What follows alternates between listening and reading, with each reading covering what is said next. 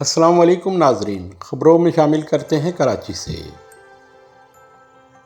Chairman آفاق احمد نے کہا ہے کہ سندھی عوام کو اعتماد میں لیے بغیر دریائے سندھ سے پنجاب کے لیے مزید نہریں نکالنے کی کوشش کو غیر دانشمندانہ اقدام قرار دیتے ہوئے کہا، سندھ کے عوام کا کالا باغ ڈیم پر اعتراض تھا ہی اس لیے کہ انہیں خدشہ تھا کہ کالا باغ ڈیم کے ذریعے پانی کو روک کر پنجاب کے لیے نئی نہریں نکالی جائیں گی اور دریائے سندھ کا پانی مناسب مقدار میں سمندر میں نہ گرا تو پہلے ہی ہزاروں ایکڑ زمین سمندر کی نظر ہو چکی ہے۔ نہریں نکالنے سے مزید تباہی ہوگی۔ آفاق احمد نے کہا کہ ہمارے لاکھ اختلافات صحیح، لیکن ہم سندھ کے مستقل باشندے ہیں۔